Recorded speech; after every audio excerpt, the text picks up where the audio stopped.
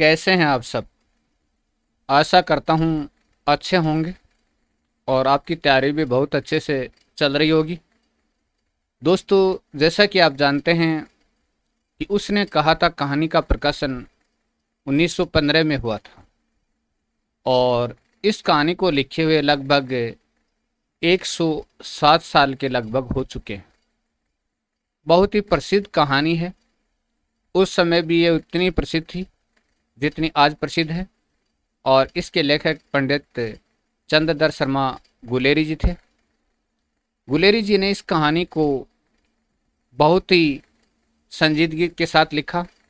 इसमें बाल्यकाल का प्रेम भी है, जिसको बचपन का प्रेम कह सकते हैं, और साथ ही साथ कर्तव्य निष्ठा भी है, फैज भी है, और त्याग और बलिदान की भावना भी है। एक तरह से ये कहानी फ्लैशबैक पद्धति पर लिखी गई कहानी है। आशा करते हैं दोस्तों कि इस कहानी का पाठन आपको पसंद आएगा।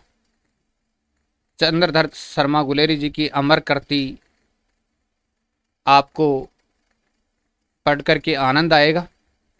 तो चलिए दोस्तों, बढ़ते हैं और तैयारी के पर्पज से ही सही प्रसिद्ध कहानी उसने कहा था को गति देते हैं।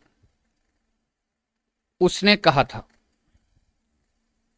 ये तो बाद में पता चलेगा दोस्तों किसने कहा था, लेकिन उसने कहा था कहानी का शीर्षक है।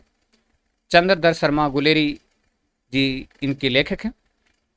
और पढ़ते हैं आगे, बढ़ते बढ़ते आराम से धीरे धीरे चलते हैं।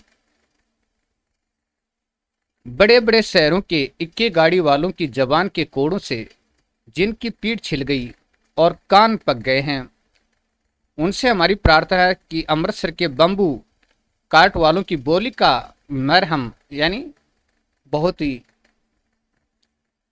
शानदार जो मरहम पट्टी है, पट्टी नहीं मरहम एक तरह का ठंड करने वाला इलाज, अमृतसर के बम्बू काट वालों की बोली का महरम लगाते, बाम बाम लगाते।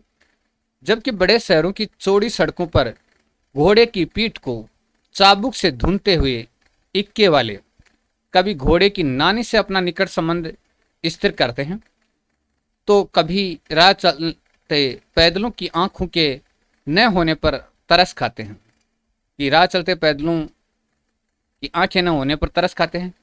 कभी उनके पैरों की अंगुलियों के पोरों को चीत कर अपने को ही सताया वक्त बताते हैं, कि चलते बेचारे पैदल चलने वालों की अंगुलियों की जो आगे के सिरे हैं उनको चीत देते हैं और फिर भी अपने को सताया हुआ बताते हैं। और संसार भर की ग्लानि और क्षोभ के अवतार बने नाक की सिद्ध में चले जाते हैं, क्योंकि वहाँ सड़कें सीधी हैं, चौड़ी हैं।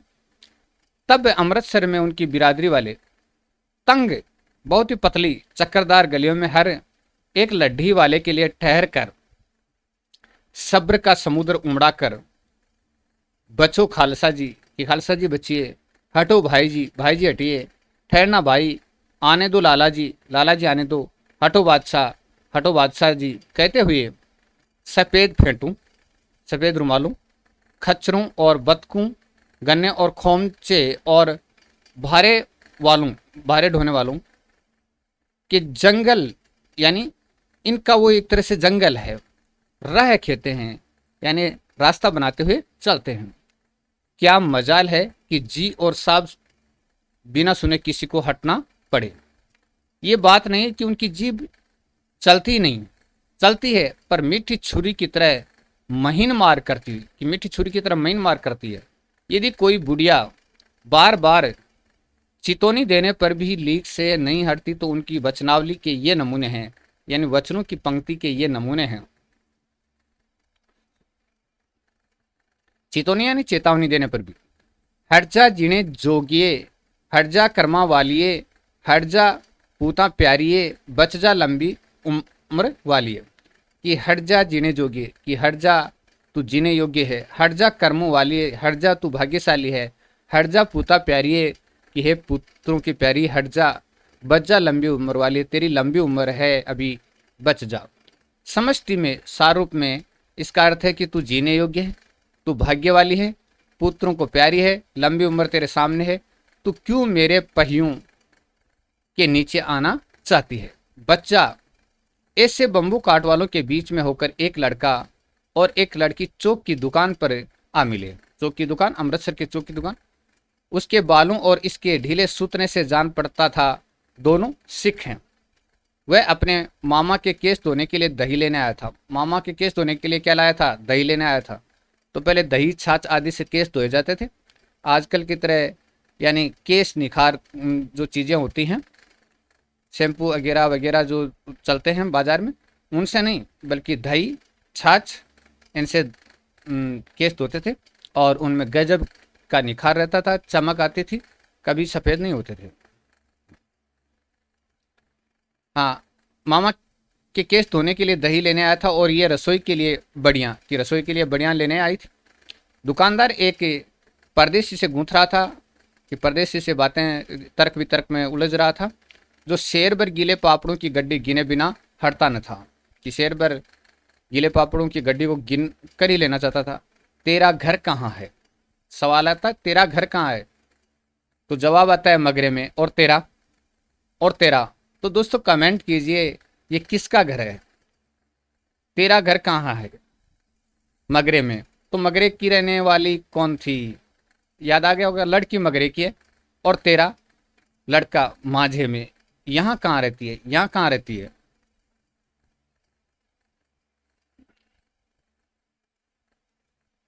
अत्तर सिंह की बैठक में। वे मेरे मामा होते हैं कि वो मेरे मामा हैं। मैं भी मामा के घर आया हूँ। उनका घर गुरु बाजार में है। इतने में दुकानदार निपटा और इनका सौदा देने लगा। दोनों सौदा लेकर दोनों साथ साथ चले। कुछ दूर जाकर लड़के ने मुस्कुरा कर पूछा, तेरी कुड़माई हो गई? कि तेरी कुड़माई हो गई? इस पर लड़की कुछ आंखें चढ़ाकर धत कहकर दौड़ गई।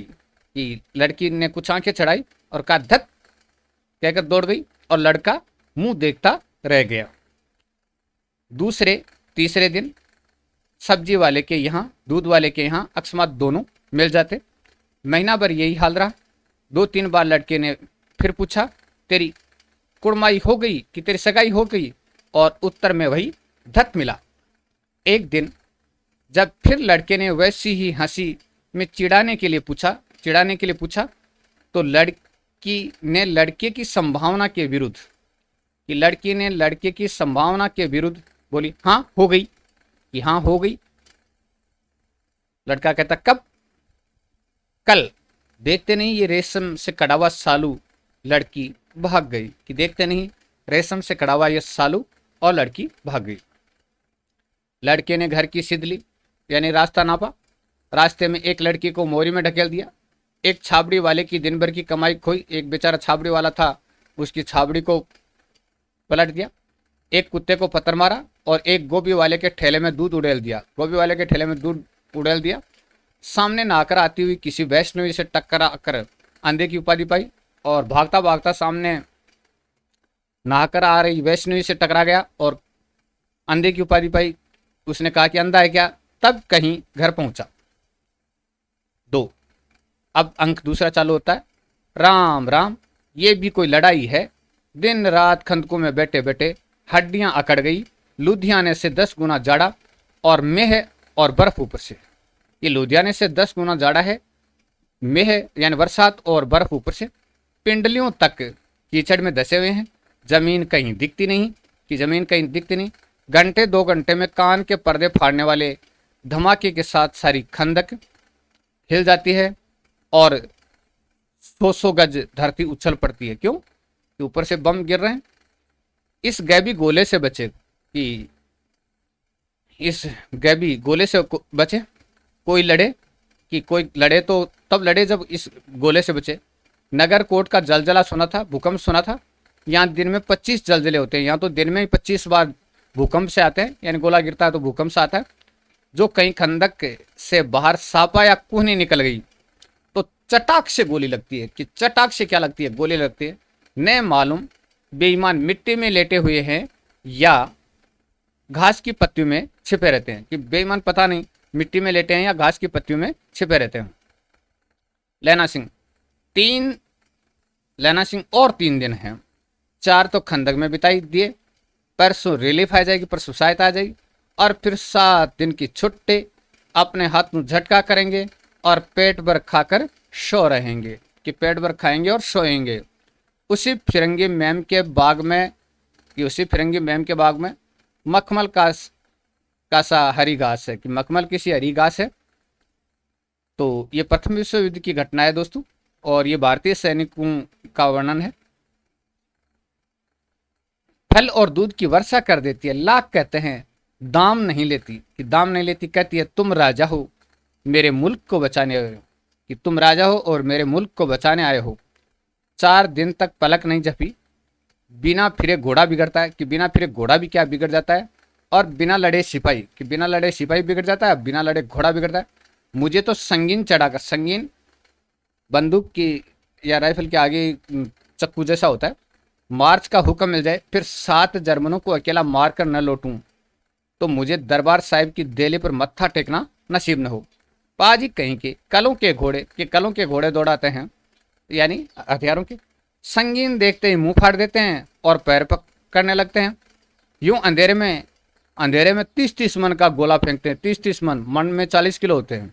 ऐसा लगता है मानो एक मन में 40 किलो होते हैं, तो 30-30 मन का गोला फेंकते हैं।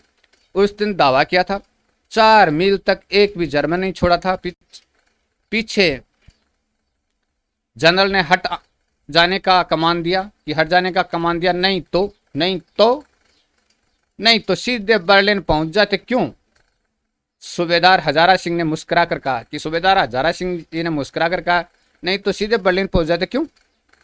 लड़ाई के मामले जमादार या नायक के चलाए नहीं चलते, बड़े अफसर दूर की सोचते हैं। 300 मील का सामना है, 300 मील का सामना है, कोई थोड़ी दूरी नहीं है। एक तरफ बढ़ गए तो क्या होगा, कि एक तरफ बढ़ गए तो क्या होगा? सूबेदार जी सच है। लैना सिंह बोला, पर करें क्या, हड्डियों में तो जाड़ा धस गया है, कि जाड़ा वो घुस गया, सारी हड्डियों में जाड़ा ही जाड़ा, सर्दी धस गई है। सूर्य निकलता नहीं, और खाई में दोनों तरफ से चंबे की बावलियों के से सोते, यानी झरने, चंबल की बावलियों के से सोते झर रहे हैं, यानी झरने बह रहे हैं। एक धावा हो जाए तो गर्मी आ जाए, कि एक धावा हो जाए तो क्या आ जाए, गर्मी आ जाए। उद्यमी उठ, सिगड़े में कोले डाल। वजीरा तुम 4 जने बाल्टियां लेकर खाई का पानी बाहर फेंको, कि वजीरा तुम 4 जने बाल्टियां लो और खाई का पानी बाहर फेंको।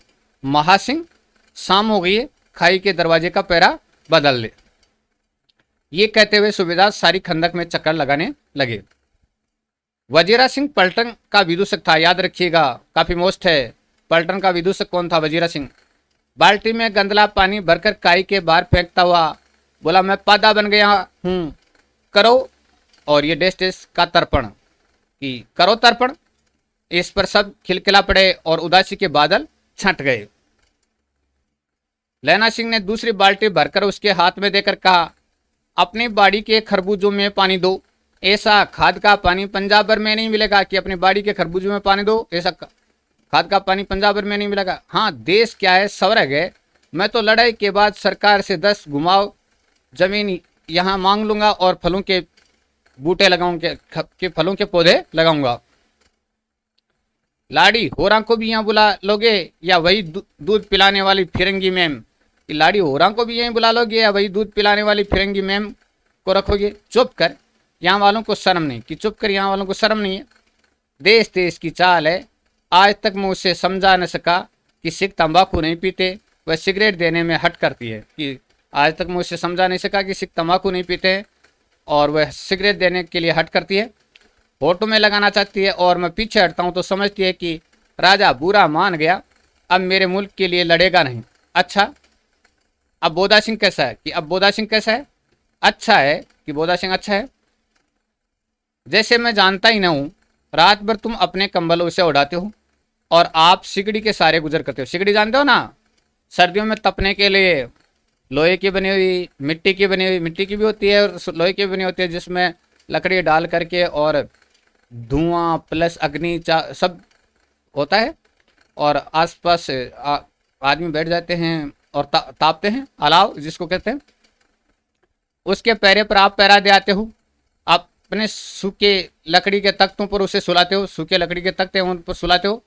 आप कीचड़ में पड़े रहते हो, कहीं तुम मांदे न पड़ जाना, बीमार न पड़ जाना। जाड़ा क्या है, मौत है, और निमोनिया से, और जाड़ा क्या मौत है निमोनिया से। मरने वालों को मुरब्बे नहीं मिला करते, कि निमोनिया से मरते हैं उनको मुरब्बे नहीं मिलते, मुरब्बे नहर के पास की जमीन। मेरा डर मत करो, मैं तो बुलेल की खड्ड के किनारे मरूंगा, कि बुलेल की खड्ड के किनारे मरूंगा। भाई कीरत सिंह की गोदी में बुलेल की खड्ड के किनारे, यानी घर का ये आंगन है। भाई कीरत सिंह की गोदी में मेरा सिर होगा और मेरे हाथ से लगाए हुए आंगन के आम के पेड़ की छाया होगी। कि भाई कीरत सिंह की गोदी में मेरा सिर होगा और मेरे हाथ के लगाए हुए आंगन के आम के पेड़ की छाया होगी। वजीर सिंह ने त्वरित चढ़ाकर कहा, क्या मरने मारने की बात लगाई है? हाँ भाइयों, कैसे? क्या मरने मारने की बात लगाई है? मरे कोई और तुम्हारा दुश्मन? इस पर यानी वो गीत गाते हैं, और इस पर सारी खंदक इस गीत से गूंज उठी, और सिपाही फिर ताजे हो गए, मानो 4 दिन से सोते और मौज ही करते रहे हों, यानी गाने लगे हिंदुस्तानी जो ठहरे। दोपहर रात गई है, रात के 2 पहर गए हैं। दोपहर वो दोपहर नहीं है भाई, तावड़े वाली दोपहर नहीं है ये। तावड़ा जानते हो ना, राजस्थान के हम तो तावड़ा जानते हैं। ये रात का दूसरा पहर है, अंधेरा है, सन्नाटा छाया हुआ है। बोधा सिंह खाली बिस्कुटों के 3 टिनों पर, टिन नहीं, पहले टिन होते होंगे, अब तो कार्टून होते हैं, टिनों पर अपने दोनों कंबल बिछाकर, और लैना सिंह के 2 कंबल और एक बैरान कोट ओढ़ कर सो रहा है। बैरान कोट ओढ़ कर सो रहा है। लैना सिंह पैरे पर खड़ा हुआ है, एक आंख खाई के मुंह पर है, और एक बोधा सिंह के दुबले शरीर पर। बोधा सिंह कराने लगा, क्यों बोधा भाई क्या है? कि बोधा भाई क्या है? पानी पिला दो, कि पानी पिला दो।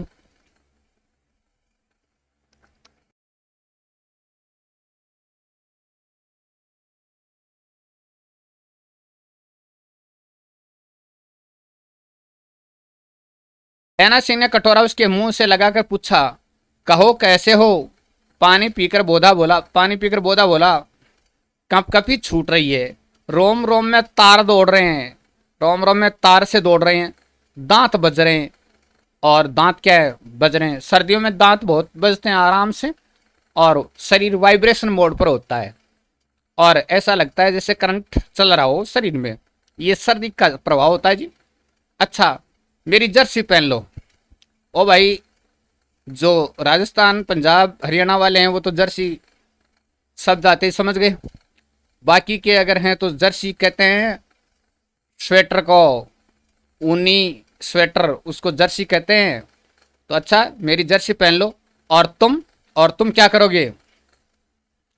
मेरे पास सिगड़ी है। कि मेरे पास क्या है? सिगड़ी है, वही सिगड़ी कोयले वाली, और मुझे गर्मी लगती है, पसीना आ रहा। झूठ बोलता है ये ना, मैं नहीं पहनता। 4 दिन से तुम मेरे लिए, कि 4 दिन से तुम मेरे लिए।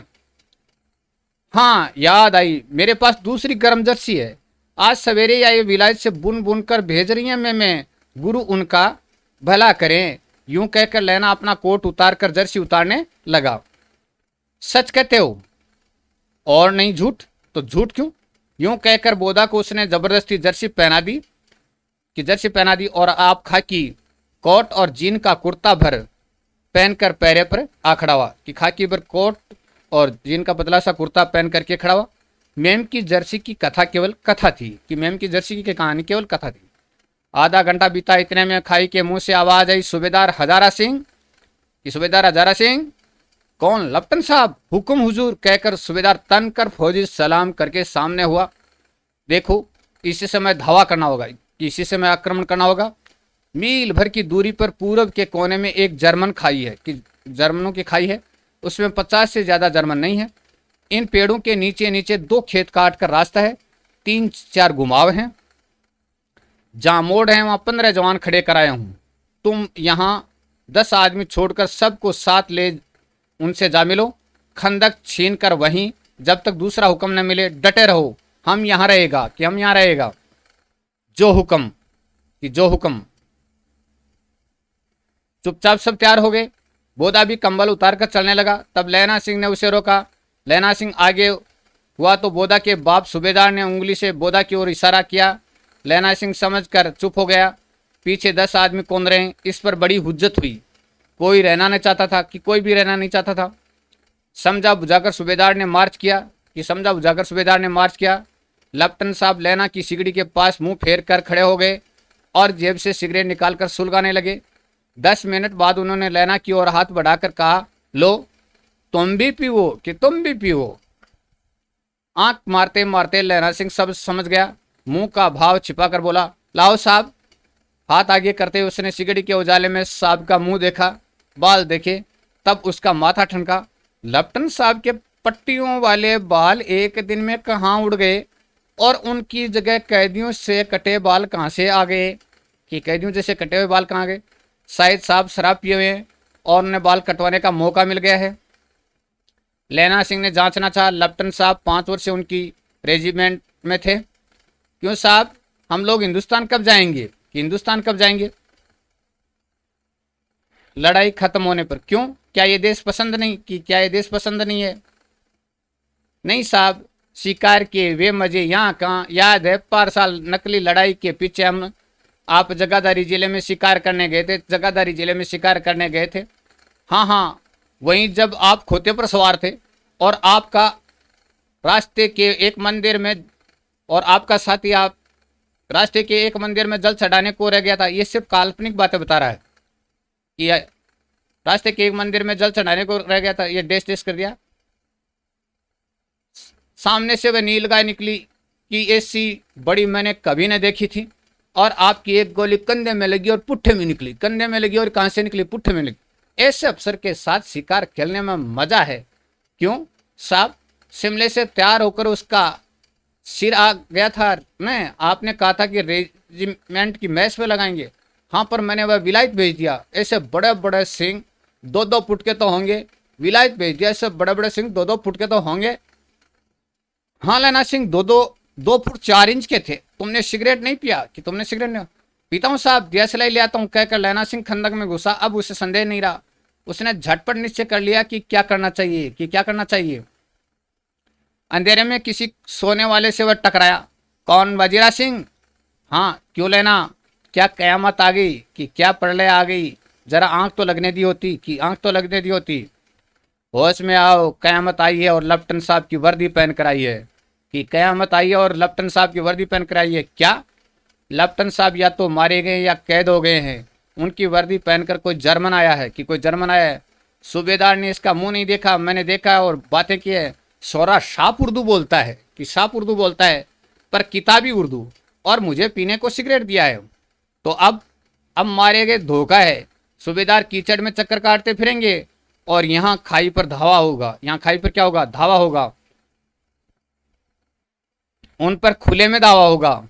एक काम करो, पलटन के पैरों के निशान देखते देखते दौड़ जाओ। कि पलटन के पैरों के निशान देखते देखते दौड़ जाओ, अभी बहुत दूर नहीं गए होंगे। सूबेदार से कहो कि एकदम लौट आवे, खंदक की बात झूठ है। चले जाओ, खंदक के पीछे से ही निकल जाओ। पत्ता तक न खुड़के, देर मत करो। पत्ता भी नहीं ले, देर मत करो। हुक्म तो यह है कि यहीं ऐसी तैसी हुक्म की मेरा हुक्म है। जमादार लैना सिंह का, जो इस वक्त यहाँ का सबसे बड़ा अफसर है, उसका हुक्म है। मैं लेफ्टिनेंट साहब की खबर लेता हूँ, पर यहाँ तो तुम 8 ही हो। कि 8 ही हो? 8 नहीं, 10 लाख। एक एक अकालिया सिख 1.25 लाख के बराबर होता है। चले जाओ। कि एक एक अकालिया सिख 1.25 लाख के बराबर होता है। चले जाओ। लौटकर खाई के मुहाने पर लैना सिंह दीवार से चिपक गया। उसने देखा कि लेफ्टिनेंट साहब ने जेब से बेल के बराबर 3 गोले निकाले।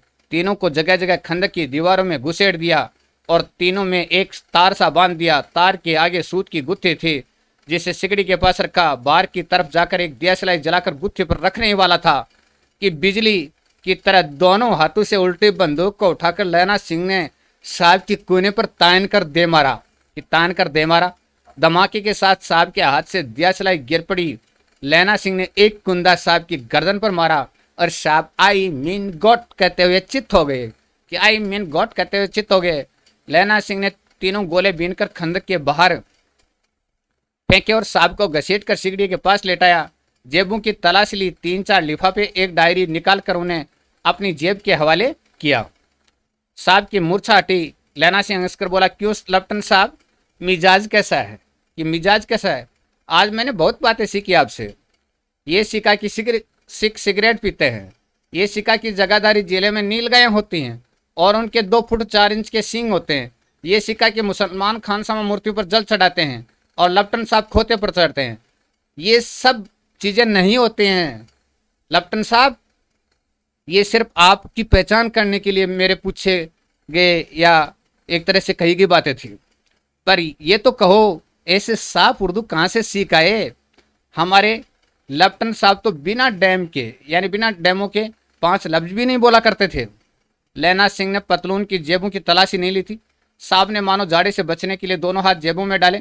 लैना सिंह कहता गया, चालाक तो बड़े हो, पर माझे का लैना इतने बरस लपटन साहब के साथ रहा है, उसे चकमा देने के लिए 4 आंखें चाहिए।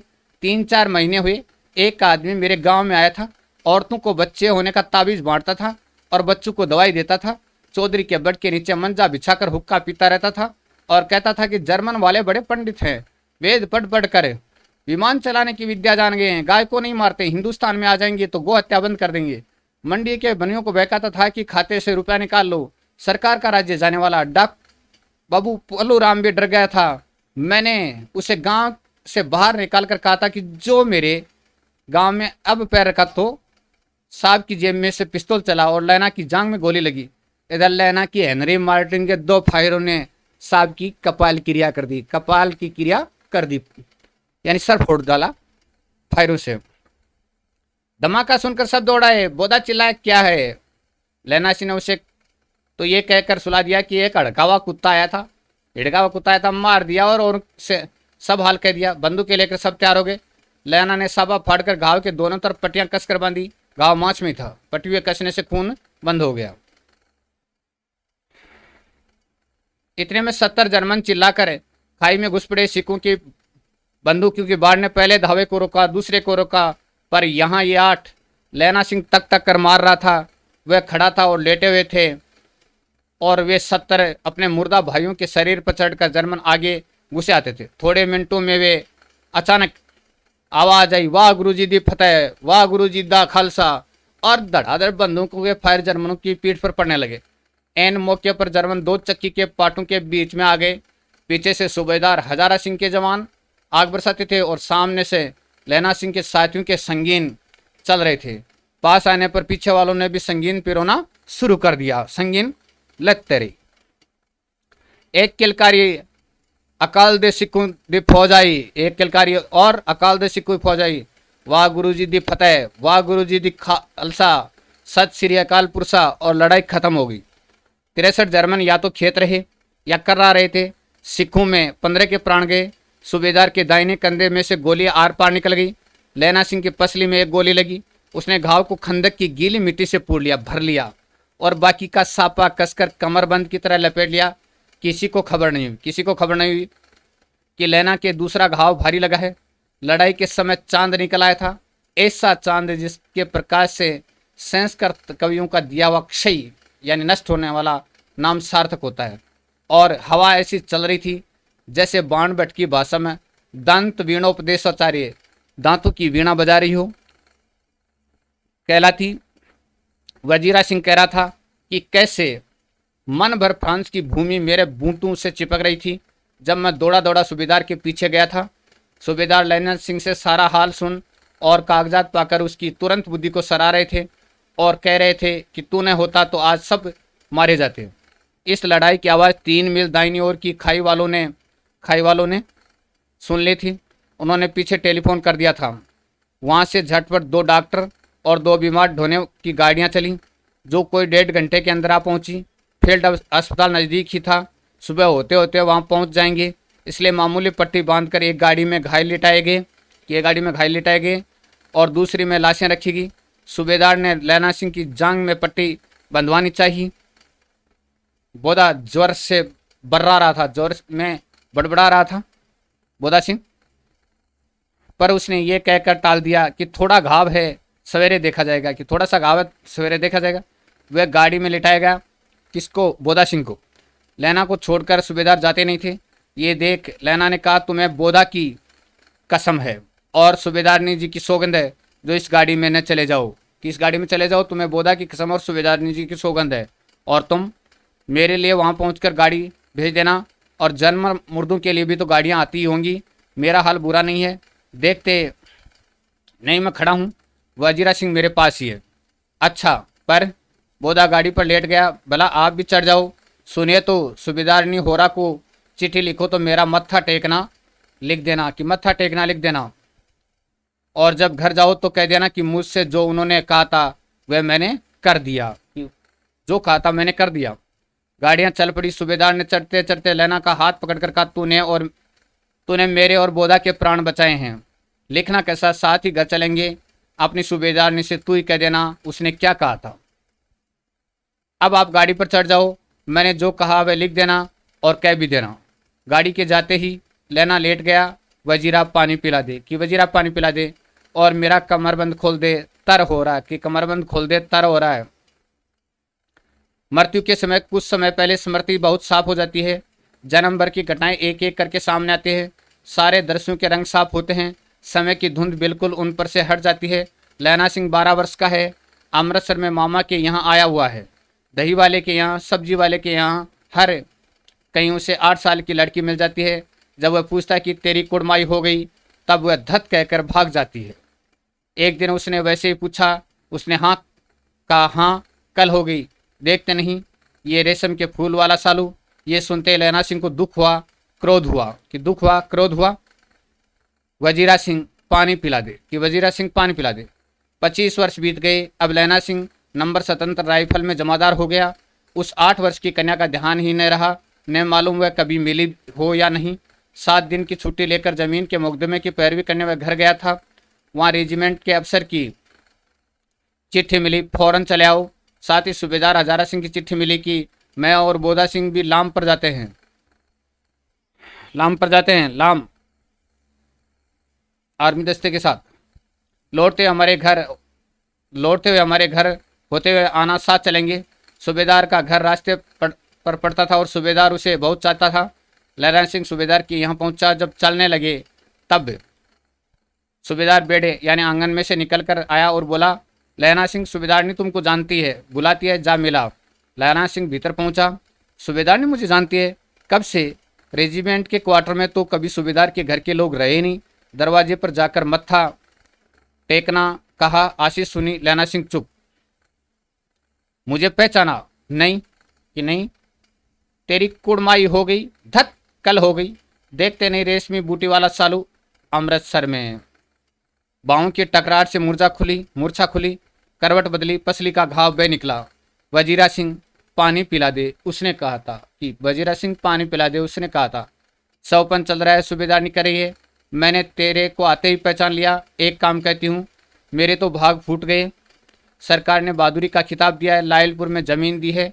आज नमक हलाली, नमक का हक अदा करने का मौका आया है, पर सरकार ने हम तीमियों की एक घघरिया पलटन क्यों न बना दी, जो मैं भी सूबेदार जी के साथ चली जाती। एक बेटा है, फौज में भर्ती हुए उसे 1 वर्ष ही हुआ है। उसके पीछे 4 और हुए, पर एक भी नहीं जिया। सूबेदार ने रोने लगी। अब दोनों जाते हैं, कि पिता पुत्र दोनों जाते हैं। मेरे भाग, तुम्हें याद है एक दिन तांगे वाले का घोड़ा दही वाले की दुकान के पास बिगड़ गया था। तुमने उस दिन मेरे प्राण बचाए थे। आप घोड़ों की लातों पर चले गए थे और मुझे उठाकर दुकान के तख्त के पास खड़ा कर दिया था। ऐसे ही इन दोनों को बचाना, ये मेरी भिक्षा है। तुम्हारे आगे मैं आंचल पसारती हूँ। रोती रोती सूबेदारनियाँ ओबरी में चली गई, यानी आंगन के भीतर चलेगी। लैना सिंह भी आंसू पोंछता हुआ बाहर आ गया। वजीरा सिंह पानी पिला, उसने कहा था, कि वजीरा सिंह पानी पिला, उसने कहा था। लैना का सिर अपनी गोद में रखे वजीरा सिंह बैठा है। जब मांगता तब पानी पिला देता। आधे घंटे तक लैना फिर चुप रहा। फिर बोला, कौन? कीरत सिंह। वजीरा ने कुछ समझकर कहा, हाँ, कि हाँ भाई, अब वो अंतिम पल है। भैया मुझे और ऊंचा कर ले, अपने पट्ट पर मेरा सिर धर ले, जंगा पर सिर धर ले ऊंचा। वजीरा ने वैसा ही किया। हाँ अब ठीक है, पानी पिला दे। बस अब के हाड़ में, कि अब की जो आम के फलों का मौसम आएगा, तो ये आम खूब फलेगा। चाचा भतीजा दोनों यहीं बैठकर आम खाएंगे। जितना बड़ा तेरा भतीजा है कि जितना बड़ा तेरा भतीजा है उतना ही बड़ा ये आम है। जिस महीने उसका जन्म हुआ था उसी महीने मैंने इसे लगाया था। वजीरा सिंह के आंसू टप टप टपक रहे थे। कुछ दिन पीछे लोगों ने अखबारों में पढ़ा कि अखबारों में पढ़ा फ्रांस और बेल्जियम 67वीं सूची, मैदान में घावों से मरा, नंबर 77, सिख राइफल्स, जमादार लैना सिंह। तो ये बहुत ही मार्मिक कहानी थी, मर्म को छूने वाली कहानी थी। दोस्तों कहानियां अगर आपको अच्छी लगी हो, मेरी नहीं है, पंडित चंद्रधर शर्मा गुलेरी जी की है। मैंने सिर्फ आवाज के माध्यम से आप तक सिर्फ अध्यापन के पर्पज से यानी आपकी कोई सहायता हो जाए इसलिए आप तक प्रस्तुत किया है। हो सकता है आपको पसंद आए तो वीडियो को शेयर कर देना। बहुत बहुत धन्यवाद।